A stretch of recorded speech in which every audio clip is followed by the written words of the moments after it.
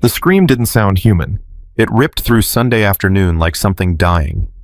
6-year-old Emma flew off the porch, her stepfather's fist wrapped tight in her hair, her bare feet leaving the ground. Blood smeared across concrete. Across the street, 12 motorcycles sat silent outside the Iron Guardians clubhouse. Inside, Bullthorne set down his coffee. That sound. He'd heard it before. 20 years ago. From his own daughter. The daughter he couldn't save. His hands started shaking. Not from fear.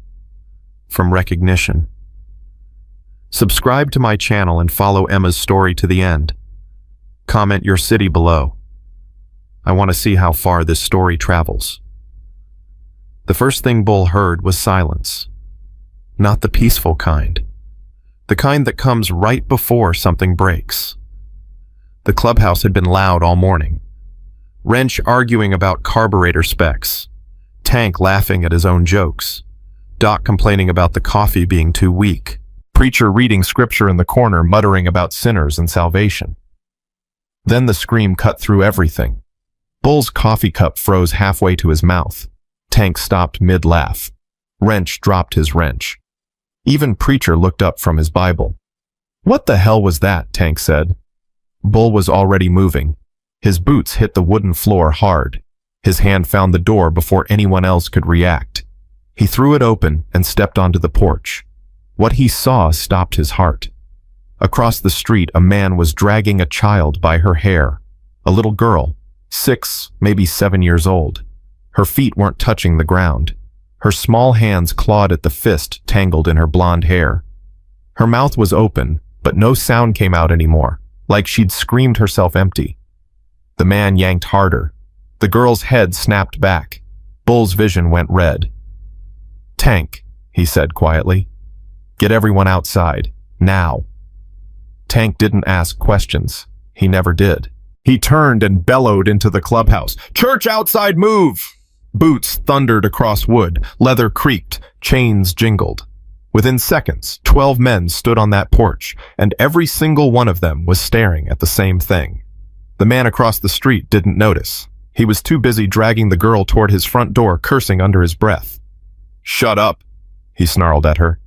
"You want the whole neighborhood to hear. Shut your mouth." The girl whimpered. Her pink dress was torn. Her knees were bleeding.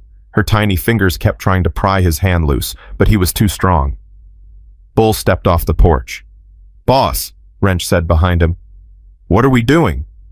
Bull didn't answer. He just walked, steady, controlled. Every step deliberate. Tank fell in beside him. Then Doc. Then Wrench. Then Preacher. One by one, the Iron Guardians crossed that street like a wave of leather and steel. The man finally looked up. He froze. 12 bikers stood in his front yard. 12 faces carved from stone. 12 pairs of eyes locked on his fist. "Let her go," Bull said. His voice wasn't loud. It didn't need to be. The man's grip tightened instead. He pulled the girl closer, positioning her between himself and the bikers like a shield. "This is my property," he said. "My kid, my business." "She's not a kid to you," Bull said. "She's a punching bag." The man's jaw tightened. "You don't know what you're talking about." "I know exactly what I'm talking about." Bull took another step forward. "I can see it in her eyes. I've seen that look before." The girl lifted her head. Tears streaked her dirty face. Her eyes found Bull's, and something in them flickered. Hope. Desperate, fragile hope. "Please," she whispered. "Please help me." Bull's chest clenched so hard he couldn't breathe for a moment. That voice. That tiny, broken voice. It sounded exactly like his daughter's voice had sounded 20 years ago. The daughter he'd failed. The daughter who died because he wasn't fast enough. Not this time. Not again. Never again. "Ray!" A woman's voice called from inside the house, thin, terrified. "Ray, just let her go, please. Just let her go." Ray Holden turned his head slightly. "Shut up, Sarah. Get back inside." Tank stepped forward. He was 6'4", 280 pounds, and right now he looked like a mountain that had decided to move. You heard the lady, Tank said. Let the girl go. Ray's face twisted. Fear and anger fought for control. Anger won. You think I'm scared of you, he spat. You think a bunch of bikers are going to tell me what to do in my own house. Wrench cracked his knuckles. We're not telling you anything. We're giving you a chance. A chance. Ray laughed. It came out high and thin. A chance at what? To walk away with both your hands attached to your body, Wrench said. Preacher stepped forward. His voice was calm, almost gentle. Son, I've read the good book cover to cover 17 times. I know what it says about harming children, and I know what happens to men who do it. Ray's eyes darted between them. His grip on the girl's hair loosened slightly. She gasped, drawing in air like she'd been drowning. This is none of your business, Ray said. She's my stepdaughter. I have every right. You have no rights. Bull cut him off. Not anymore. You lost them the second you put your hands on her. Ray's face went pale, then red, then something twisted and ugly. You want her, he hissed. Fine, take her, but I promise you this isn't over. I have friends, important friends, and they're going to... Your friends aren't here, Bull said. We are. He took one more step forward, close enough now to see the sweat on Ray's forehead, close enough to smell the fear coming off him in waves. Let her go. Ray's hand uncurled. The girl stumbled backward, her hair finally free. She lost her balance and started to fall, but Tank was there. He caught her before she hit the ground, scooping her up like she weighed nothing at all. She flinched at first. Her whole body went rigid. Easy, little one, Tank said softly. Easy. I've got you. No one's going to hurt you now. She stared at him for a long moment. This massive man with tattoos covering his arms and a beard that made him look like a grizzly bear. Then something in her broke. She buried her face in his leather vest and started sobbing. Tank's jaw tightened. His arms wrapped around her, holding her close. Ray took a step toward them. Every biker moved at once. A wall of bodies formed between Ray and the girl. Don't, Doc said quietly. Just don't. Ray's hands clenched into fists. She's my daughter. No, Bull said. She's a child, and you're done. Ray's eyes burned with something dark and dangerous.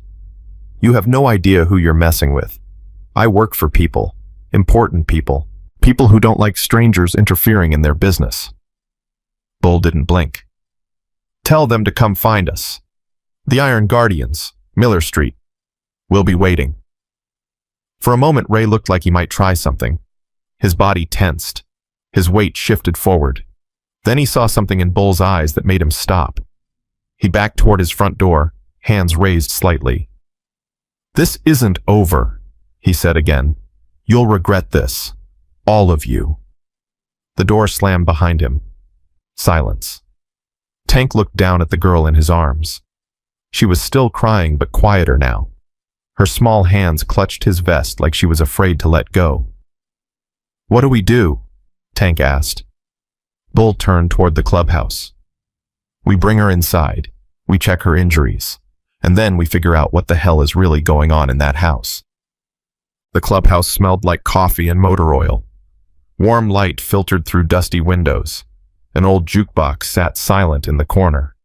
Faded photographs covered the walls. Decades of brotherhood. Decades of history. Tank set the girl down on the worn leather couch by the back wall. She immediately curled into herself, making her body as small as possible. Doc knelt in front of her. He'd been a paramedic for 15 years before joining the club. He knew how to handle trauma, how to move slowly, how to keep his voice gentle. Hey there, he said. I'm Doc. What's your name, sweetheart? She didn't answer. Her eyes kept darting to the window. He's not coming in here, Doc said. I promise. No one's coming in here who's going to hurt you. The girl swallowed hard. Her voice came out barely above a whisper. Emma, Doc smiled. Emma, That's a beautiful name. Emma, I'm going to check if you're hurt. Okay, I'm just going to look. I won't touch anything without asking first. Is that all right? She hesitated, then nodded. Doc leaned in slowly. His trained eyes moved over her, scraped knees, bruised arms, torn dress, and then he saw something that made his blood run cold. Bull, he said quietly. Come here. Bull walked over. Doc gently lifted the sleeve of Emma's dress. Circular marks dotted her arm. Old ones, new ones, some scarred over, some still healing. Cigarette burns. Bull's hands started shaking again, not from fear this time, from rage. Emma, Doc said carefully, how long has your stepfather been hurting you? Emma's lower lip trembled. I don't remember. A long time, since before Mommy married him. Tank made a sound low in his throat, like something between a growl and a groan. Wrench turned away. His fists were clenched so tight his knuckles went white. Preacher bowed his head. His lips moved silently. A prayer, maybe, or a curse. Where's your mommy now? Doc asked. Inside, Emma whispered. She's always inside. She's scared too. He hurts her too. But she can't leave. He said if she ever tries to leave, he'll take me somewhere she can never find me. Bull crouched down beside Doc. He made sure to move slowly to keep his face calm. This girl had seen enough angry men to last a lifetime. Emma, he said, listen to me. You're safe now. Whatever he said, whatever he threatened, he can't hurt you here. Do you understand? Emma looked at him with those big wet eyes. 6 years old. 6 years of terror. But what about Mommy? She asked. Who's going to save her? Bull's jaw tightened. We are. An hour later, the clubhouse was full. Word had spread. Every member within driving distance had shown up. 23 Iron Guardians now crowded into the main room, their voices low and angry. Emma sat on the couch wrapped in a blanket Preacher had found in a closet. Tank sat beside her. He hadn't left her side since they walked in. She was eating a peanut butter sandwich. It was the first food she'd had all day, she told them. Ray didn't like feeding her on Sundays. He said it was a waste. Bull stood at the front of the room watching his brothers. Their faces told him everything he needed to know. They were ready. Whatever this was, they were ready. All right, Bull said. Here's what we know. The man across the street is Ray Holden. He married Emma's mother, Sarah, about 3 years ago. Since then, he's been abusing both of them. Emma has scars that go back at least 2 years. Old burns, old bruises. This has been going on for a long time. Why hasn't anyone done anything? A voice called out. Razor, one of the younger members. Hot-headed but loyal. Fear, Bull said. Sarah's terrified. Ray's threatened to take Emma and disappear. And he's got connections. He mentioned important friends. I want to know who they are. Wrench stepped forward. I might have an idea about that. Everyone turned. There's a truck in his driveway, Wrench said. Black pickup, late model. Got a sticker on the bumper. Snake curled around a skull. Murmurs rippled through the room. That's Nero's crew, someone said. Vincent Nero. He runs operations up north. Chop shops, burglaries, protection rackets. Bull's eyes narrowed. You're sure? Positive, Wrench said. I've seen that symbol twice this month. They're expanding, taking over territory. If Ray's connected to Nero, this is bigger than just one abusive stepfather. The room went quiet. Bull looked at Emma. She was still eating her sandwich, but her eyes were watching him, listening. This changes things, Bull said slowly. If we move against Ray, we might bring Nero down on us. So what? Tank's voice rumbled. You think I'm going to let that piece of garbage keep hurting this little girl because I'm scared of some criminals? I'm not saying that, Bull said. I'm saying we need to be smart. We need to know what we're getting into before we jump. Preacher stood up. Matthew 18:6. But whoever causes one of these little ones who believe in me to sin, it would be better for him to have a great millstone fastened around his neck and to be drowned in the depth of the sea. What's that mean? Razor asked. It means, Preacher said calmly, that God has strong opinions about men who harm children, and so do I. More murmurs, nodding heads, clenched fists. Bull raised a hand for silence. We're not making any decisions tonight. Right now our priority is Emma. She stays here.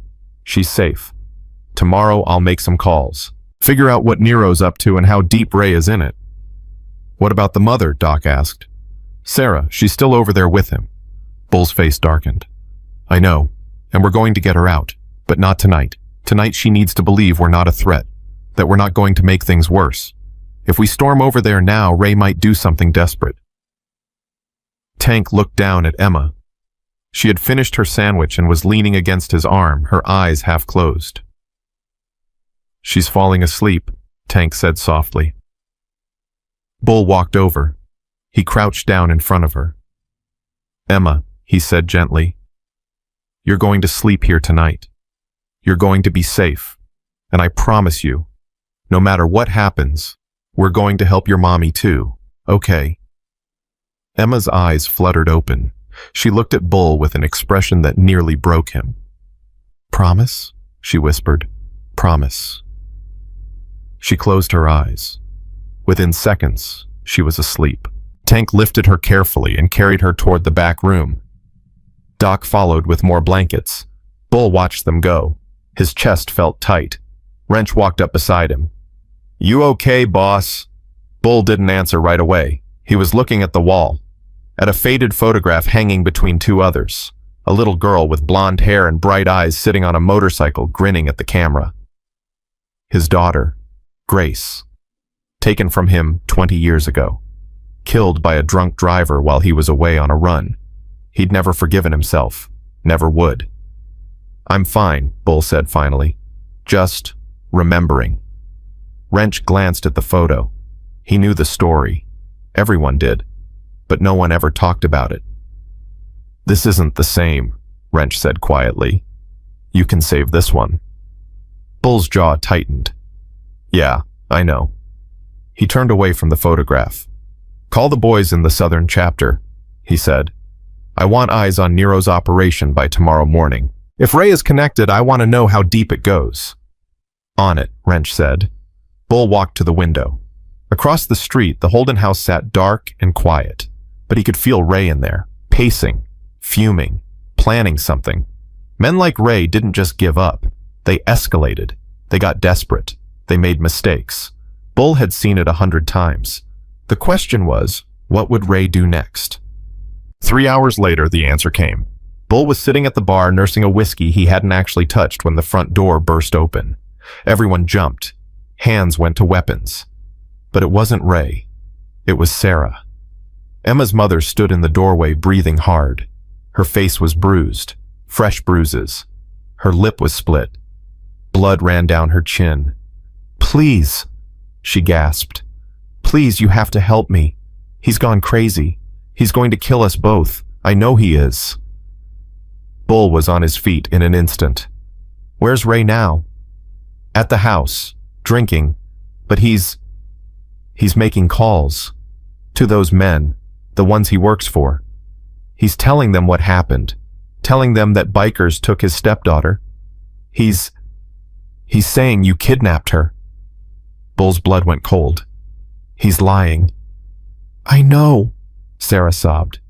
But they don't, and they're coming. He said they'd be here by morning. He said they'd burn this place to the ground. He said... She broke down crying so hard she couldn't stand. Doc rushed forward and caught her before she fell. Get her to the back, Bull ordered. Check her injuries, and keep her away from Emma. I don't want the girl seeing her mother like this. Doc nodded and helped Sarah toward the back room. Bull turned to face his brothers. Their faces had changed. The anger was still there, but now there was something else. Determination. Purpose. All right, Bull said. Change of plans. Nero's men are coming. That means we don't have until tomorrow. We have until dawn. What do we do? Razor asked. Bull looked around the room. 23 men. 23 brothers. 23 warriors who had fought together, bled together, buried friends together. We prepare, Bull said. We fortify. And if they want a war, we'll give them one. Tank emerged from the back room. His face was grave. Emma's still asleep, he said. Sarah's with Doc. She's hurt bad, Bull. Really bad. And she told me something else. What? Tank's voice dropped low. Dropped. Ray's not just working for Nero. He's been feeding them information. Which houses are empty when owners are gone security codes. He's been helping them rob this whole county for over a year. Silence fell over the room. That's how he has protection, Wrench said slowly. He's valuable to them. They can't let him go down. Which means they'll do whatever it takes to shut us up, Bull said. To get Emma back. To silence Sarah. Preacher stood up. Then they'll have to go through us first. One by one, the Iron Guardians rose. 23 men standing as one. Bull looked at them. His brothers. His family. Lock it down, he said. Nobody gets in. Nobody gets out. And someone wake up the Southern chapter. Tell them we need reinforcements. How many? Wrench asked. Bull's eyes went hard. All of them. 2 hours before dawn, the clubhouse was a fortress. Every window had been checked. Every door reinforced. Armed men stood at every entrance. The parking lot had been blocked with trucks, creating a barricade that nothing short of a tank could penetrate. Emma slept through all of it. The sleep of a child who had finally, for the first time in years, felt safe. Sarah sat beside her, holding her daughter's hand, staring at the wall with empty eyes. Doc had cleaned her wounds. Her lip was stitched. Her bruises were turning purple. Bull walked in to check on them. How is she? He asked Doc quietly. Physically, she'll heal, Doc said. But emotionally, that's going to take a lot longer. Ray's been controlling her for years, breaking her down piece by piece. It's going to take time for her to remember who she is. Bull nodded. He walked over to Sarah. Mrs. Holden, he said gently. Sarah, can you hear me? She blinked. Her eyes focused slowly. You're the one who took Emma, she whispered. You saved her. We did what anyone should do, Bull said. We protected a child. Sarah's face crumpled. I should have done it. I should have protected her. I'm her mother. I should have... You were scared, Bull said. He made you scared. That's what men like him do. They break you down until you can't fight back. But you're here now. You made it here. That took courage. Sarah shook her head.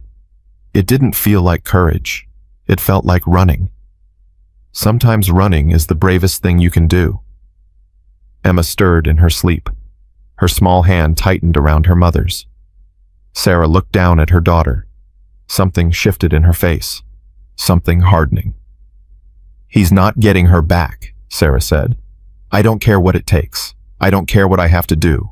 He's not touching her ever again. Bull nodded. No, he's not. He stood up and walked to the door, stopped, turned back. Sarah, I need to ask you something, and I need you to be completely honest. Anything. The information Ray was giving Nero, the houses, the security codes. Do you know where he keeps those records? Sarah's brow furrowed.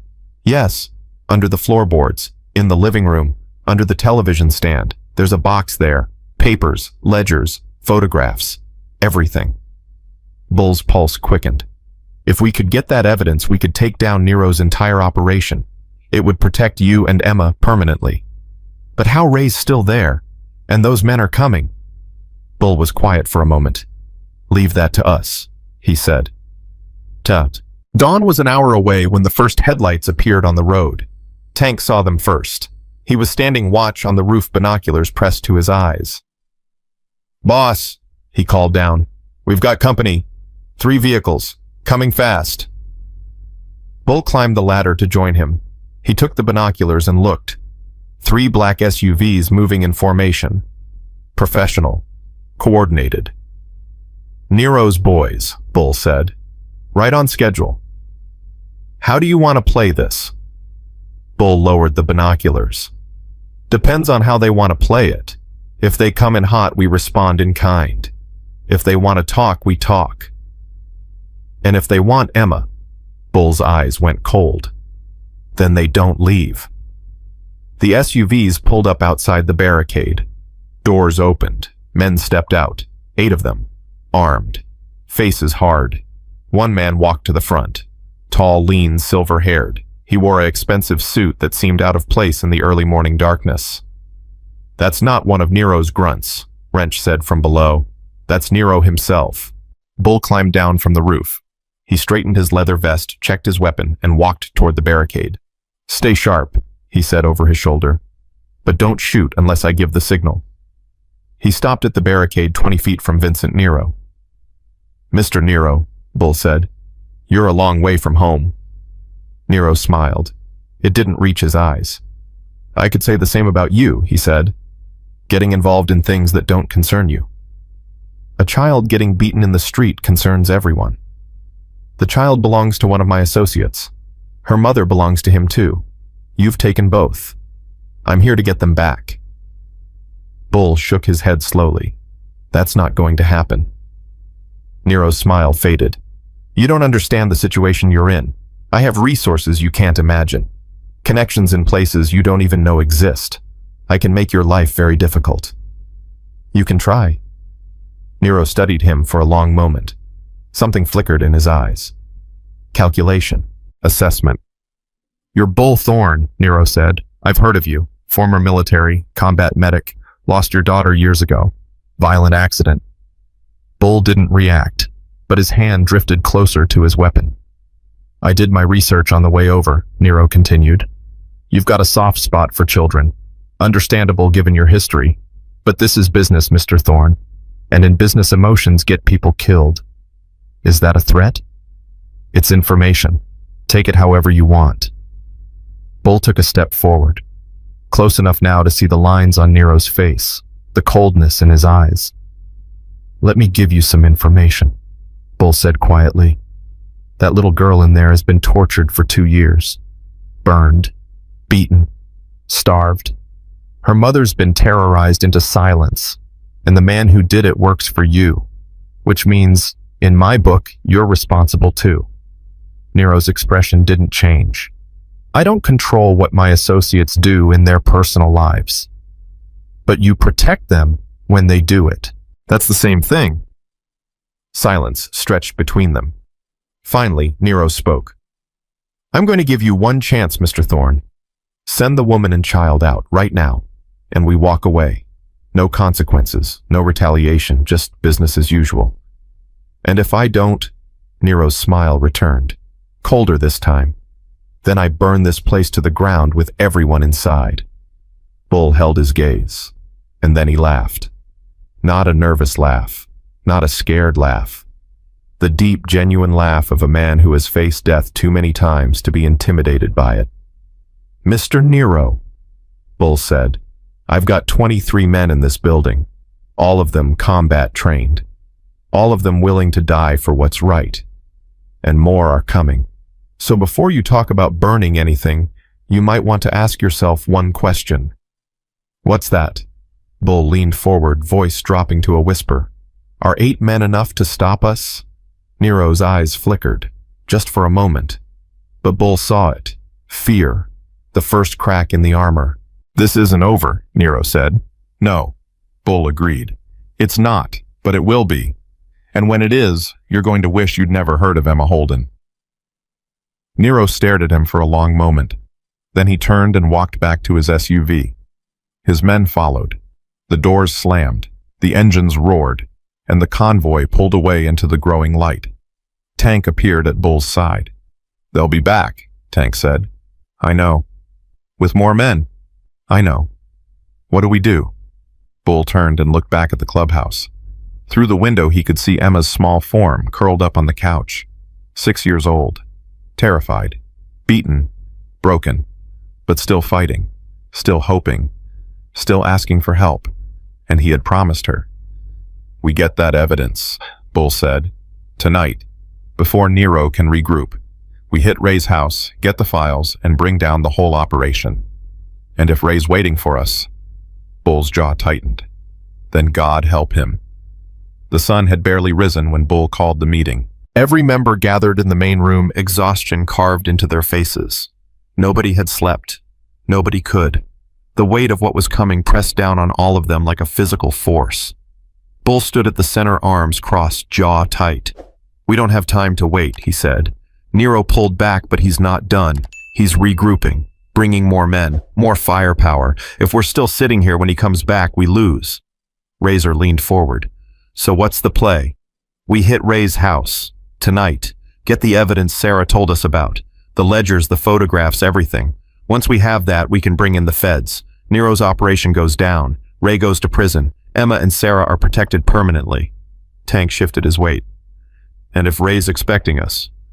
He probably is, which is why we're not going through the front door. Wrench raised an eyebrow. Back entrance. Basement window. Sarah says it's been broken for months. Ray never fixed it. Too cheap. Preacher spoke up from the corner. How many men? Small team. 4. Me, Tank, Wrench, and Doc. The rest stay here. Protect Emma and Sarah. If anything goes wrong, you get them out. Take the back roads to the mountain cabin. You know the one.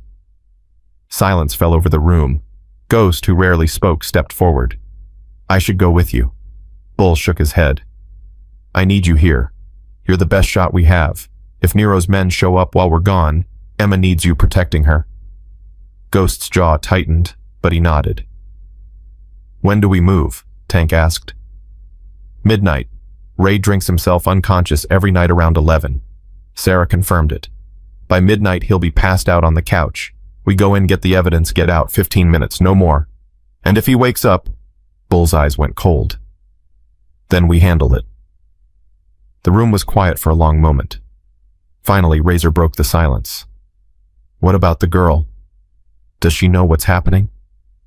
Bull's expression softened slightly. Not yet. I'll talk to her.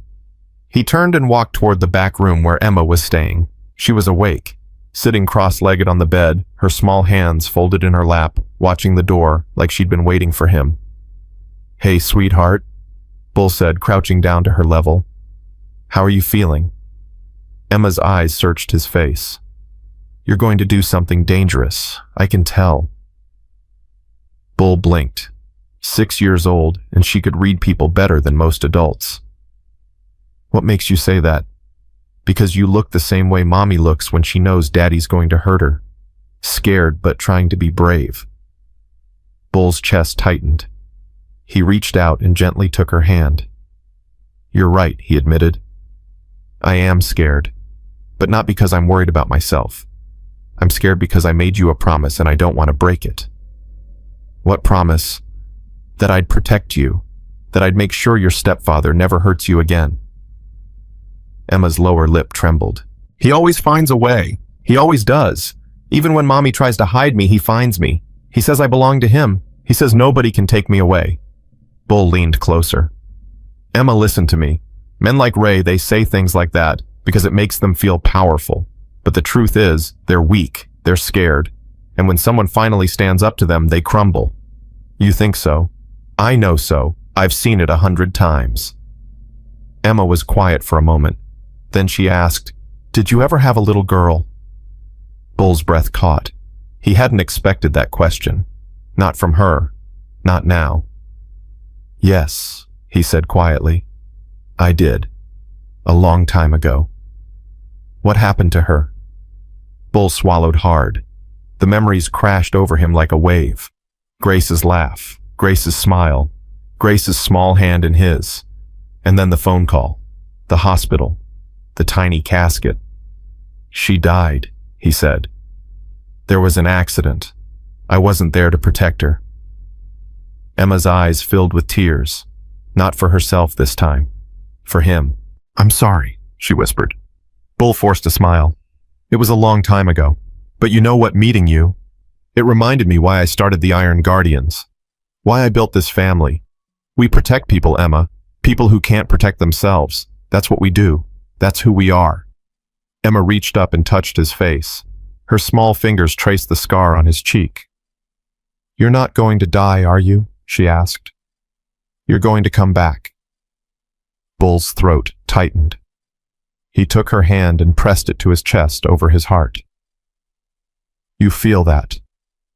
That heartbeat. As long as it's beating, I'm coming back to you. I promise. Emma threw her arms around his neck. Bull held her close, feeling her small body tremble against his. I don't want to lose you, she whispered. I just found you. Bull closed his eyes. 20 years of grief, 20 years of guilt. And now this little girl was reaching into that darkness and pulling out something he thought he'd lost forever. Hope. "You won't lose me," he said. "Not ever." When he finally pulled away, Sarah was standing in the doorway. Her eyes were red. She'd been listening. "Can I talk to you?" she asked quietly. "Alone." Bull nodded. He ruffled Emma's hair gently. "I'll be right back. Okay, Tank's gonna come sit with you." Emma nodded, but her eyes followed him as he walked out. Sarah led Bull to the far end of the hallway, away from listening ears. "I want to come with you," she said. Bull shook his head immediately. "Absolutely not. I know that house better than anyone. I know where Ray hides things. I know which floorboards creak. I know his patterns. You need me. Sarah, you've been through hell. You're hurt. You're exhausted. And if Ray sees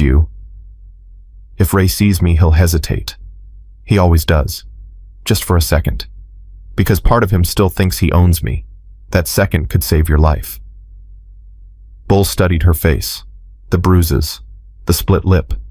The fear that still lingered in her eyes. But underneath all of that, something else. Steel. "You're sure about this?" "I've never been more sure of anything. I've spent 3 years being scared of that man. 3 years watching him hurt my daughter and doing nothing. Tonight I stop being scared. Tonight I fight back." Bull was quiet for a long moment. "All right," he finally said. "But you stay behind me. You do exactly what I say. And if things go sideways, you run. You get out and you don't look back. Understood?" Sarah nodded. "Understood." Bull turned and walked back toward the main room, but he stopped halfway. "Sarah." "Yes." "Why did you stay with him all this time? Why didn't you leave?" Sarah's face crumpled. For a moment, she looked like she might collapse. Then she straightened. "Because he convinced me I was nothing without him. That no one would believe me. That if I tried to leave, he'd kill Emma and make me watch." Her voice cracked. "And the worst part, I believed him. For 3 years, I believed every word. And now," Sarah's eyes hardened, "now I know he's just a pathetic, broken man who destroys things because he can't build anything. And tonight, I'm going to help you take everything from him." Bull nodded slowly. "Good. Hold on to that anger. You're going to need it." The hours crawled by. Tension mounted with every passing minute. Men checked weapons, tested equipment, ran through the plan again and again. At 11:30, Tank approached Bull. "It's time." Bull stood. He looked around the room at his brothers. 23 faces. 23 warriors. "Ghost, you're in charge while I'm gone. Anyone comes through that gate, you light them up." Ghost nodded once. Bull turned to the small team going with him. Tank, Wrench, Doc, Sarah. "Let's move." They slipped out the back door into the darkness. The night was cool quiet. Too quiet. Sarah walked beside Bull, her breathing shallow but controlled. "He usually passes out around 11, she whispered. "But sometimes he wakes up. Sometimes he has nightmares. If that happens..." "We'll handle it," Bull said. "Just focus on getting us to that evidence." They crossed the street in silence. Ray's house loomed before them. Dark windows, peeling paint, a broken-down truck in the driveway. Wrench found the basement window. Just like Sarah said, it was cracked. He worked it open slowly, carefully, without a sound. One by one, they slipped inside. The basement smelled like mold and gasoline. Old boxes were stacked everywhere. Rusted tools hung on the walls. Sarah led the way to the stairs. She paused at the bottom, listening, snoring. Heavy, rhythmic snoring coming from above. "He's out," she breathed. "Living room." They crept up the stairs, every step calculated, every breath controlled. The living room was dark except for the glow of a television playing static. Ray was sprawled on the couch, an empty bottle of whiskey on the floor beside him. Sarah pointed to the far corner, the television stand. Bull nodded. He motioned for Tank to keep watch on Ray while he and Wrench moved toward the stand. They lifted it slowly, silently.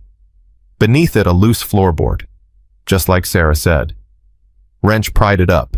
Inside, a metal box. Bull's heart pounded. This was it. Everything they needed to bring Nero down. He reached for the box, and then Ray's phone rang. The sound shattered the silence like a gunshot. Everyone froze. Ray stirred, groaned. His hand fumbled toward the phone on the coffee table. "Don't answer it," Sarah whispered. "Please don't answer it." But Ray's eyes opened, bleary, unfocused. He grabbed the phone. "What?" he slurred. Bull couldn't hear the voice on the other end, but he saw Ray's face change, the fog lifting, the confusion turning to awareness, then to rage. Ray sat up slowly. His eyes swept the room and landed directly on Sarah. For one terrible moment, nobody moved. Then Ray lunged. "You!" He came off the couch like a wild animal, hands reaching for Sarah's throat. Tank intercepted him. He caught Ray midair and slammed him into the wall. The whole house shook. "Stay down!" Tank roared. But Ray was beyond reason, beyond fear. He clawed at Tank's face, screaming obscenities. "You think you can take her from me? You think you can take what's mine?" Bull grabbed the metal box and shoved it at Wrench.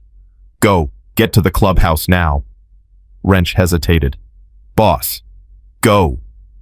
Wrench ran. His footsteps thundered down the basement stairs. Ray heard them. He twisted in Tank's grip, desperate to follow.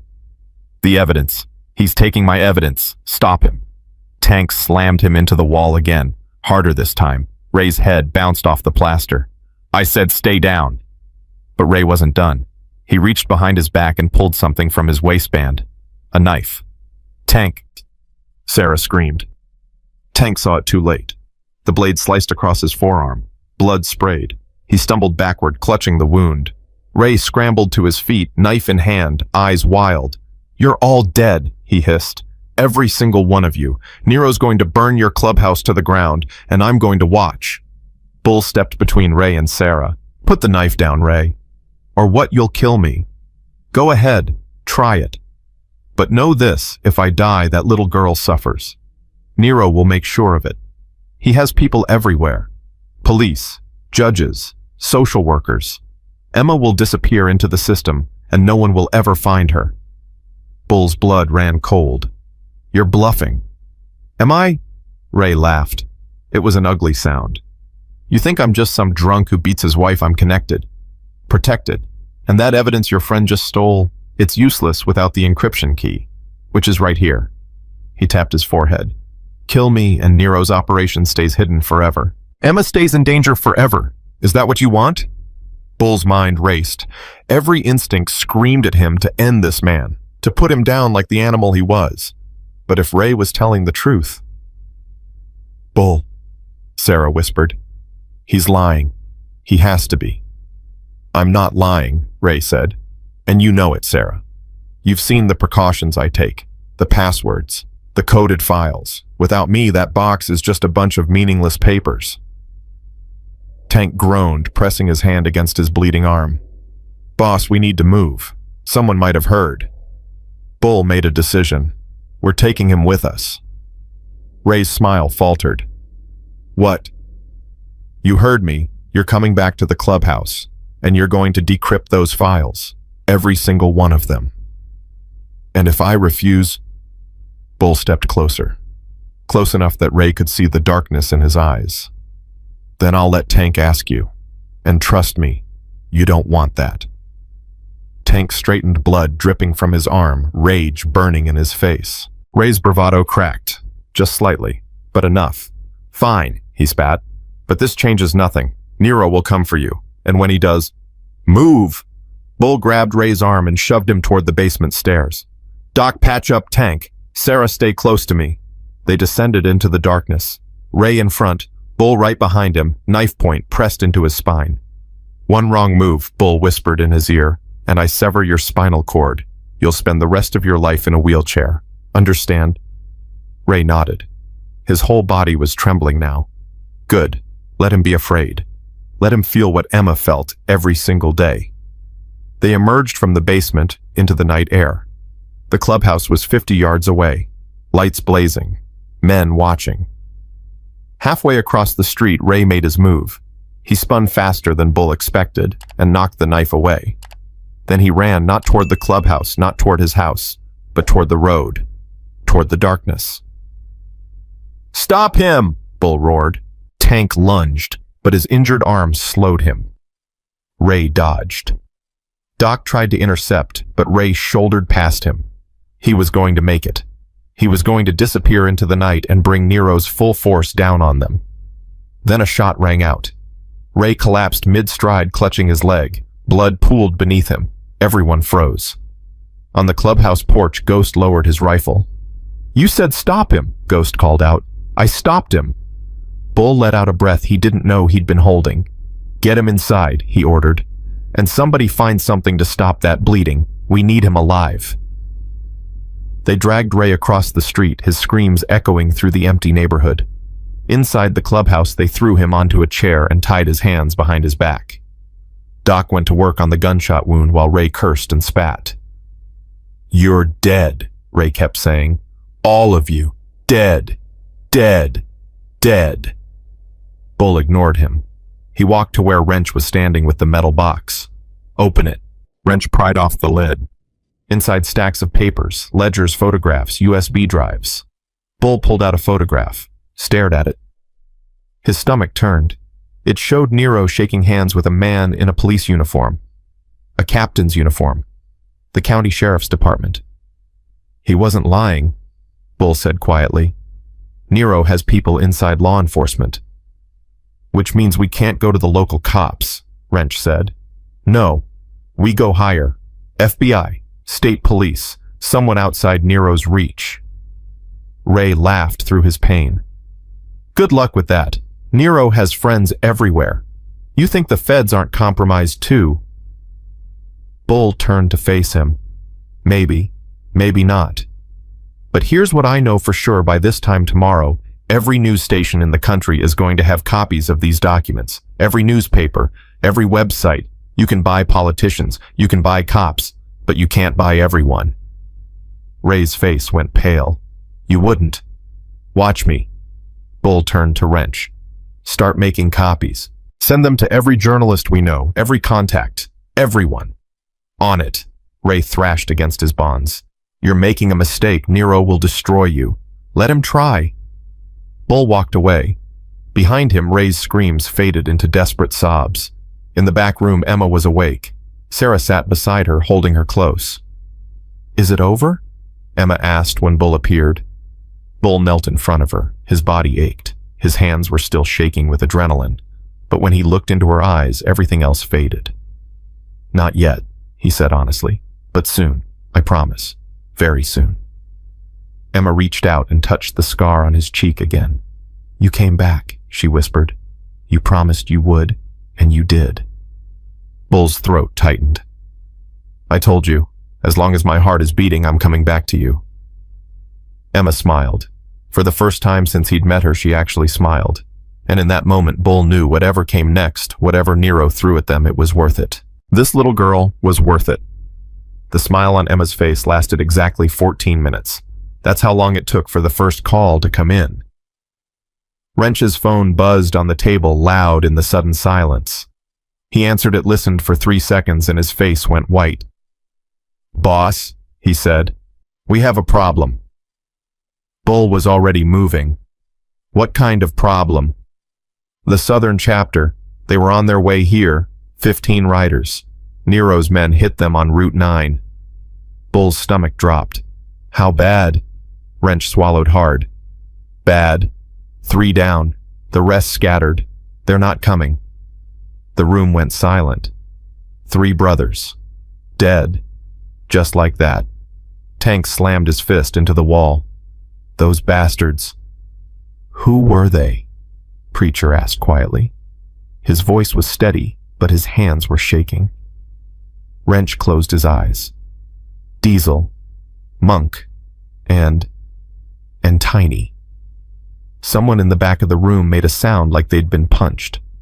Tiny had been with the club for 20 years. He had grandchildren.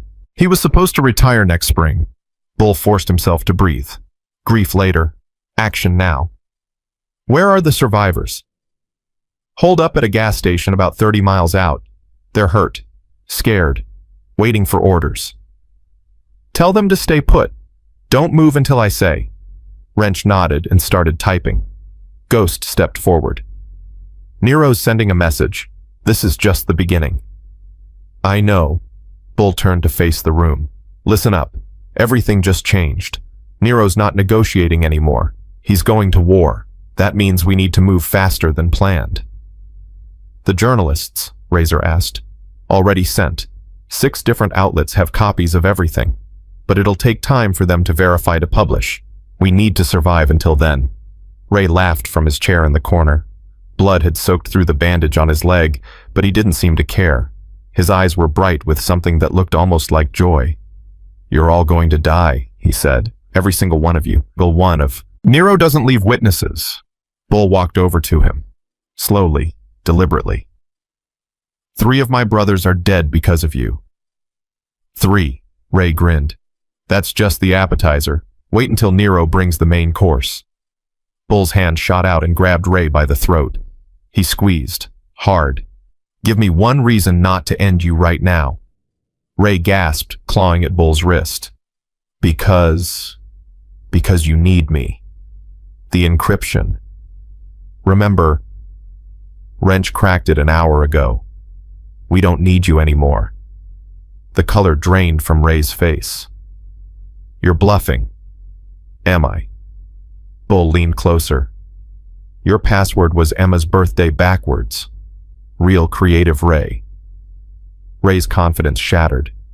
Bull could see it happen in real time. The arrogance crumbling. The fear flooding in. Please, Ray whispered. Please, don't kill me. Bull stared at him for a long moment. Every fiber of his being wanted to squeeze until Ray stopped breathing. For Emma, for Sarah, for the 3 brothers who would never ride again. But then he heard it. A small voice from the doorway. Bull. He turned. Emma stood there, Sarah's hand on her shoulder. The little girl's eyes were fixed on Bull's hand around Ray's throat. What are you doing? She asked. Bull released Ray immediately. The man slumped forward, coughing and gasping. Nothing, sweetheart. Just talking. Emma's eyes moved to Ray, her stepfather, the man who had tortured her for years. She should have been terrified. She should have run. Instead, she walked forward. Sarah tried to hold her back. Emma, no. But Emma pulled free. She walked right up to Ray's chair and stood in front of him. 6 years old, barely 3 feet tall, looking up at the monster who had haunted her nightmares. You hurt me, she said quietly. Every day. You hurt me and Mommy. You made us scared all the time. Ray's eyes darted to Bull, to Sarah, back to Emma. I was just... You told me nobody would ever love me. You told me I was worthless. You told me I deserved everything you did. Emma, I didn't mean... You're a liar. Emma's voice was steady now, stronger than anyone had ever heard it. You're a mean, ugly liar, and I'm not scared of you anymore. She turned and walked back to her mother. Sarah wrapped her arms around her, tears streaming down her face. Bull watched Emma go. Something shifted in his chest. Pride. Fierce, overwhelming pride. That little girl had more courage than men twice her size. Ray sat in his chair, broken, not from the bullet wound, not from Bull's hand around his throat, from a 6-year-old girl who had finally found her voice. The moment was interrupted by Wrench's phone buzzing again. Boss, it's happening. What's happening? The story, it's breaking. Channel 7 just ran a segment. They're calling it the biggest corruption scandal in state history. Nero's picture is all over the news. Bull moved to the television mounted on the wall. He turned it on. There it was, Vincent Nero's face filling the screen. A news anchor talking about criminal enterprises, police corruption, and evidence provided by anonymous sources. We're not anonymous for long, Ghost muttered. Nero will figure out where this came from. Let him. Bull watched the screen. The more attention this gets, the harder it is for him to make us disappear. Unless he moves fast. As if on cue, Bull's phone rang. Unknown number. He answered. Mr. Thorne. Nero's voice was calm. Too calm. I see you've been busy. just getting started. You've made a very serious mistake. Do you understand that you've declared war on an organization that has existed for 40 years, that has survived FBI investigations, RICO charges state prosecutors? Do you really think a motorcycle club is going to bring us down? Bull looked around the room, at his brothers, at Sarah and Emma, at everything he was fighting for. No, he said. I think a little girl is going to bring you down, and I'm just helping her do it. Silence on the other end. Then Nero spoke again. His voice had changed, colder, harder. You have 1 hour. Bring me Ray Holden. Bring me the original evidence, and bring me the girl. Go to hell. If you don't, I will burn everything you love to the ground. Your clubhouse, your brothers, your families. Everyone you've ever cared about will suffer because of your stubbornness. Bull's grip tightened on the phone. You want to threaten me, Nero, fine. But know this, if you touch anyone in this building, I will spend the rest of my life hunting you. There won't be a hole deep enough for you to hide in. There won't be a country far enough away. I will find you, and I will end you. Brave words from a dead man. 1 hour isn't enough time for your men to get here. We both know that. Nero laughed. Who said they're not already there? Bull's blood went cold. He moved to the window and looked out. Headlights, dozens of them, lining the street, surrounding the clubhouse. You see them now, don't you? Nero's voice was almost gentle. 40 men, armed, ready. They've been in position for the last 20 minutes waiting for my signal. Bull counted the vehicles. SUVs, trucks, a small army. You think you can just attack us in the middle of a residential neighborhood? I think no one will see anything. I think no one will hear anything, and by the time the police arrive, there won't be anything left to find. Bull turned to face his brothers. Their faces were grim but determined. You're making a mistake, Nero. The only mistake I made was not dealing with you the first night. I won't make it again. The line went dead. Tank was at Bull's side instantly. How many 40, maybe more. We have 23. I know the math. Preacher stepped forward. We can't win a straight fight, not with those odds. We don't have to win, Bull said. We just have to survive until the story spreads. Until the feds get involved, until Nero has bigger problems than us. And how long is that? Bull looked at the television. The news coverage was expanding. More channels picking up the story. Social media exploding. Hours, maybe less. Can we hold that long? Bull didn't answer. He didn't know. Doc approached with a first aid kit. Tank, let me look at that arm again. I'm fine. You're bleeding through the bandage. Sit down. While Doc worked on Tank's arm, Bull gathered the rest of the men. Here's the situation. We're surrounded. Outgunned. Outmanned. If Nero's men breach this building, we lose. Emma loses. Everything we've done means nothing. So what do? Razor asked. We make them pay for every inch. We turn this clubhouse into a fortress, and we pray that help arrives before they break through. Ghost checked his rifle. I can take out drivers before they even reach the building. Slow them down. Do it, but don't expose yourself. We need you in this fight. Wrench was already on his phone. I'm calling everyone, every ally we have, every contact. Someone has to be able to help. Good. Keep trying. Sarah approached Bull. Emma clutched to her side. What about us? What do we do? Bull knelt down to Emma's level. Remember the room in the back, the one with the thick walls? Emma nodded. That's where you and your mommy are going to stay. Doc will be with you. No matter what you hear, no matter what happens, you stay in that room. Understand? But what about you? I'll be right outside, protecting you. Emma's lower lip trembled. I don't want you to get hurt. Bull smiled gently. I've been hurt before, sweetheart. I always get back up. That's what we do, we get back up. He stood and looked at Sarah. Keep her calm, keep her quiet, no matter what. Sarah nodded. Her eyes were terrified but steady. I will. And Bull. Yeah. Thank you for everything. Whatever happens tonight, thank you. Bull didn't know how to respond to that, so he just nodded and turned away. The first shot came 8 minutes later. It shattered a window on the east side, spraying glass across the floor. Everyone dropped. "Here we go," Tank shouted. Ghost was already at his position, rifle raised. He fired twice. Outside, someone screamed. "Two down," Ghost called, but more were coming. Bull could hear engines roaring, doors slamming, boots hitting pavement. "Defensive positions," Bull ordered. "Nobody shoots unless you have a clear target. Conserve ammunition." The men spread out, covering windows, covering doors, a wall of leather and steel protecting one little girl. The next few minutes were chaos. Gunfire erupted from every direction. Bullets punched through walls, through furniture, through anything that wasn't reinforced. The noise was deafening, the air filled with smoke and dust. Wrench took a hit to the shoulder. He dropped cursing but kept fighting. Razor caught a bullet in the leg. He went down, but dragged himself behind the bar, still firing. 3 of Nero's men breached through the back door. Tank met them with nothing but his fists and rage.